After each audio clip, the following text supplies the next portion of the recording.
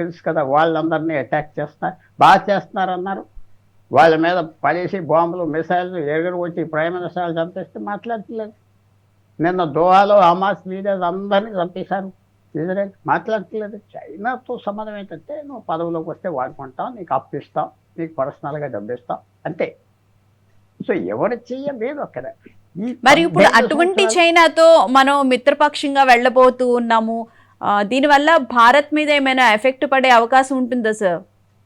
చైనాతో మనకి మిత్రత వస్తుందని నేను చెప్పట్లేదు. అక్కడ శాస్త్రి గారు ఉన్నారు, వాళ్ళకి అభిప్రాయం పెద్ద ఆయన ఉంటూ వెళ్ళచ్చు. వస్తే ఎవరు మనకి లెక్కలేరు. చైనాతో మనకి మిత్రత్వం వస్తే పాకిస్తాన్కి ఫ్యాక్టర్ కాదు. చరిత్రలో మన టెలివిజన్ స్క్రీన్ నుంచి పోతుంది, నేపాల్ పోతుంది, శ్రీలంక దగ్గరికి ఎవరు వెళ్ళరు. చైనీస్ కూడా ఆలోచన ఉన్నది కొద్దిగా. ఈ అందరూ శనిగాళ్ళతో మనం పెట్టుకుంటున్నాం భారతదేశం గురించి. పిండేస్తున్నారు, తినేస్తున్నారు, వాళ్ళ నుంచి వచ్చేది ఏం లేదే. న్యూసెన్స్ బంధువుల్లాగా ఉన్నారని ఉన్నది వాళ్ళకి. పాకిస్తాన్ మీద తప్పకుండా లోపల సస్పెషన్ ఉన్నది.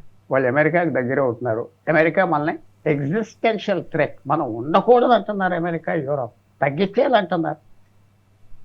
నేపాల్ ఏంటి ఉపయోగం? భారతదేశంతో అడ్జస్ట్మెంట్కి వస్తే ఎలా ఉంటుంది ఆలోచన ఉన్నది. చేస్తారా చేయగలరు. చైనాతో మనకి మిత్రత్వం వస్తే వాళ్ళు ఆనర్ చేస్తారు. కాగితం మీద రాసింది ఆనర్ చేస్తారు. మనం మర్చిపోకూడదు. మనం కూడా కొన్ని రెచ్చిపోయే పనులు చేశాం. 59లో డలైలామా, నేను మర్చిపోయిన అంటున్నా, చెడ్డ అంటలేదు, డలైలామాకి మనం రిఫ్యూజ్ ఇచ్చాం. పారిపోయి టిబెట్ నుంచి వస్తే జవహర్లాల్ నెహ్రూ గొప్ప నిర్ణయం తీసుకున్నారు. మానవత్వ నిర్ణయం, భారతదేశం గొప్పతనం అది తీసుకున్నాం, ఇచ్చాం. అవన్నీ ఉంటాయి కదా వాళ్ళకి. దళైలామా ఇక్కడే కూర్చున్నాడు, గవర్నమెంట్ అయినా ఎగ్జైల్ పెట్టాడు, బాగానే ఉన్నారు, బాగానే చేస్తారు భారతదేశం. ఇంటర్నేషనల్ రిలేషన్స్లో మనకి అన్ని దేశాలతో స్నేహం ఉండి చైనాతో లేకపోతే కుదరదు. చైనాతో స్నేహం ఉంటే ఏ దేశం అక్కర్లేదు. అంటే అవుతుందా అవదా? ఇది 70 సంవత్సరాలు 60 సంవత్సరాలు బట్టి చరిత్ర చూస్తే వాళ్ళు చేసిన తప్పులు ఉన్నాయి, మనం కూడా చేసిన తప్పులు ఉన్నాయి. వాళ్ళు సెటిల్మెంట్కి వచ్చారు, కొన్ని విషయాలు అడిగారు, లడాఖ్లో అది ఇచ్చేస్తే బాగుండునా? 20 సంవత్సరాలు చదువు లేకుండా కొద్దిగా మనకు అరుణాచల్ అన్నీ సెటిల్ చేస్తా. అది నేను ఇక్కడ 5 నిమిషాల్లో టీవీలో చెప్తే డిబేట్ కాదు అది. మీ భూమి ఇచ్చేయమంటారంట, ఎన్నో ఉన్నాయి. చైనాతో మీరు అడిగిన ప్రశ్నకి మిత్రత్వం వస్తే వీళ్ళెవరూ లెక్కలేదే.